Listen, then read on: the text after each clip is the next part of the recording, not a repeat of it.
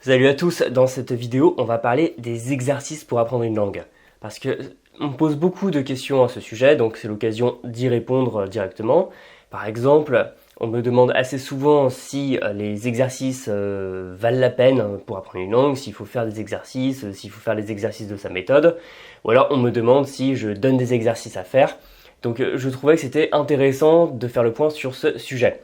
Alors, mon avis sur les exercices, plutôt que vous donner un oui ou un non, c'est plutôt de vous montrer l'impact bénéfique que ça peut avoir sur votre apprentissage. Et c'est une question qui est très intéressante parce que les exercices sont symboliques et représentent un souvenir de l'époque scolaire. Parce que je pense que vous avez tous vécu cette situation avec à la fin de la séance le prof qui vous dit d'ouvrir votre agenda et qui vous dit de faire pour la semaine prochaine les exercices 2 et 3 de la page 38.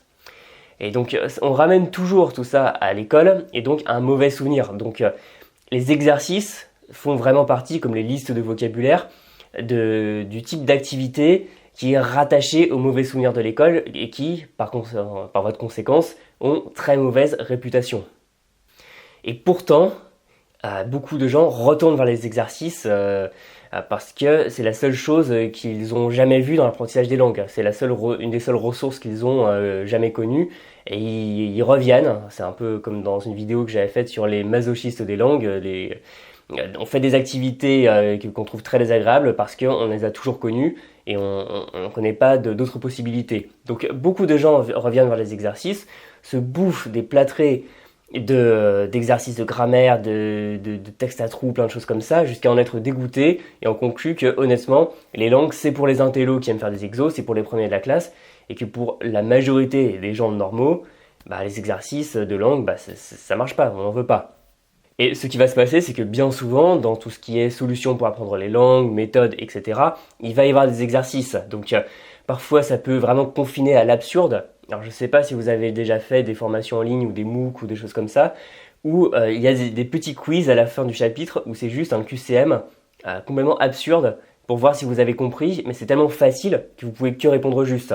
Donc il y a vraiment cet extrême. Ou alors ce qui est drôle dans un sens, c'est que même des méthodes qui se disent révolutionnaires, ludiques, qui vont complètement chambouler l'apprentissage des langues, ce ne sont jamais que des exercices. Prenons par exemple le Duolingo, honnêtement, qu'est-ce que c'est sinon des exercices de grammaire, de traduction, de compréhension orale, de production orale. Voilà, Duolingo, ça se présente comme la nouvelle façon d'apprendre les langues. Et voilà, ce ne sont jamais que des exercices dans un plus joli emballage, plus ludique. Mais ce ne sont jamais que des choses très classiques.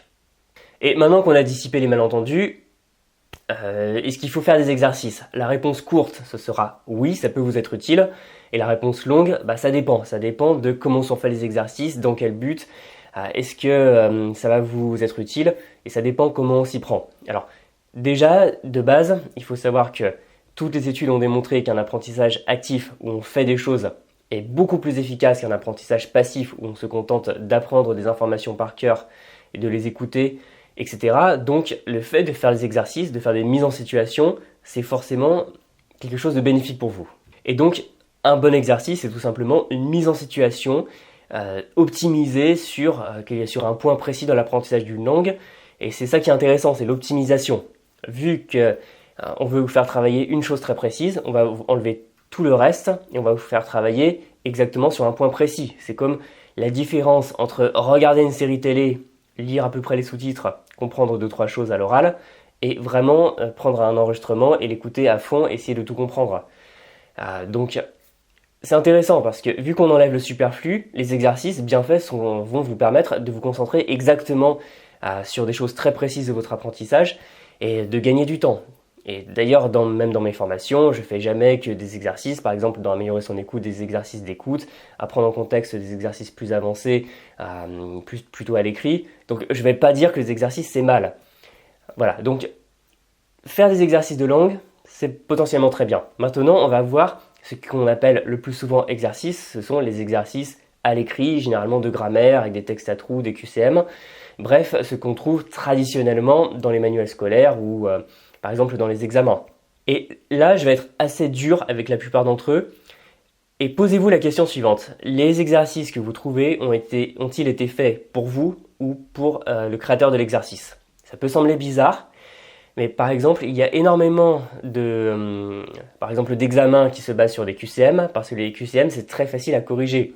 Il y a même des QCM, si vous l'avez déjà fait, où vous noircissez des cases, et c'est une machine qui va tout corriger. Et en fait, ce qu'il faut bien comprendre, c'est que certains exercices peu inspirés sont faits par commodité. C'est-à-dire que la personne qui les crée va faire des choses très simples à mettre en place, qui permettent de pondre de l'exercice, comme ça l'apprenant il est content, il a l'impression d'avoir plein de choses à faire, mais c'est pas forcément intéressant. Et d'ailleurs c'est pour ça que l'apprentissage où on fait des QCM pour pas mal de diplômes de langue, et bien souvent ça donne des gens qui ont des bonnes notes et qui ont un diplôme, un joli diplôme qui atteste de leurs compétences en langue, mais dès qu'il s'agit par exemple de faire de la négociation, de parler rapidement, sans réfléchir, ces gens-là sont perdus. Donc dans quel cas faire des exercices? On a parlé des examens de langue, là évidemment c'est très intéressant d'en faire parce que plus de 50%, pour pas dire 75% de la réussite à un examen, c'est moins sur le contenu que sur la forme. C'est-à-dire, si vous maîtrisez à fond le format, les exercices types, vous aurez plus qu'à faire à peu près la même chose pendant l'examen et vous allez réussir. Encore que, personnellement, j'avais eu la note maximum au TOEIC, 990, alors que je l'avais même pas préparé en fait. Donc ça montre bien que si on maîtrise vraiment très bien les fondamentaux de compréhension, que ce soit écrit, oral, etc., en fait on peut très bien se passer de certains exercices de bachotage en vue des examens. Bon après, pour nuancer tout ça, je m'étais beaucoup préparé à l'époque pour le TOEFL, donc en fait j'étais quand même relativement paré pour ce type d'interrogation.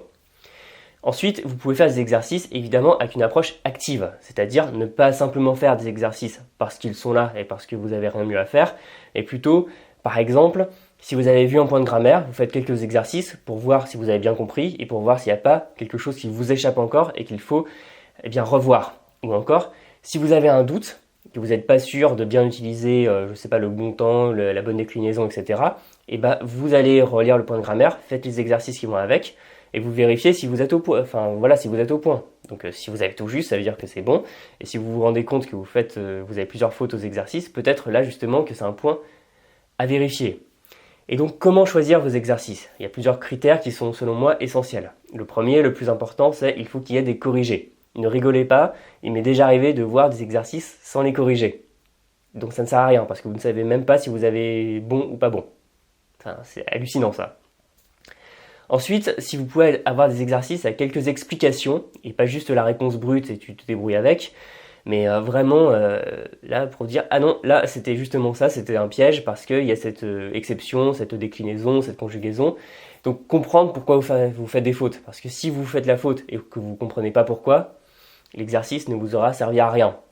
Et ensuite, avoir une approche assez pratique.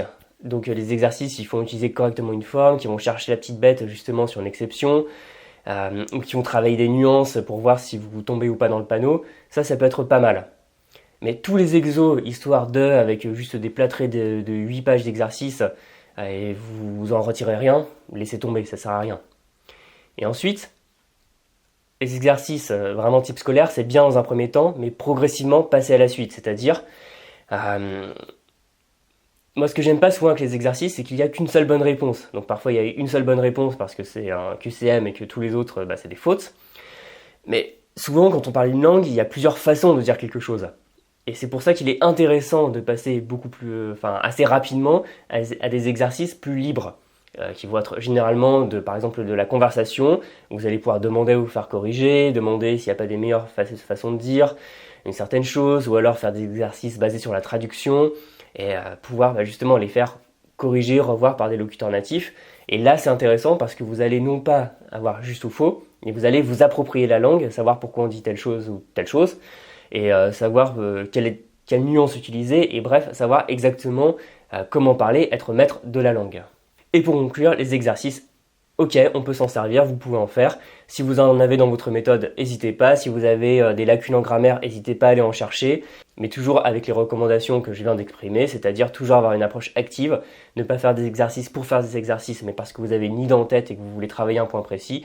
Et au bout d'un moment, arriver à se détacher des exos scolaires, sauf si vous voulez seulement avoir des diplômes. L'important, c'est quand même de faire des situations plutôt de la vie réelle, c'est-à-dire arriver à parler des gens, comprendre ce que vous entendez, avoir une grammaire juste quand même, mais toujours avec des êtres humains, avec des ressources authentiques. J'en ai terminé avec cette vidéo. Une annonce pour terminer, je vous rappelle, si vous ne l'avez pas encore prise, que je vais retirer ma formation Apprendre une langue vite et bien ce soir, parce que la vidéo sortira dimanche, donc vous avez jusqu'à minuit pour réserver votre accès. Donc tout simplement, si elle vous intéresse, pensez vite à réserver votre accès, parce que comme ça vous y aurez un accès à vie par la suite. Sinon, je vous invite à regarder la page de description en bas, sachant que voilà, je vais la retirer définitivement de la vente pour dépoussiérer un peu mon catalogue. Je vous propose une réduction parce que malgré tout, même si elle a un peu vieilli, elle a un peu pris un petit coup de vieux sur certains points, elle reste vraiment à même de vous aider. Donc voilà, si vous pensez que ça peut vous aider à vous organiser mieux, à gérer votre motivation, à vous fixer un cap, à savoir exactement quoi faire pour apprendre une langue, pour apprendre à apprendre une langue, c'est toujours disponible jusqu'à ce soir. Vous pouvez réserver votre accès dès maintenant.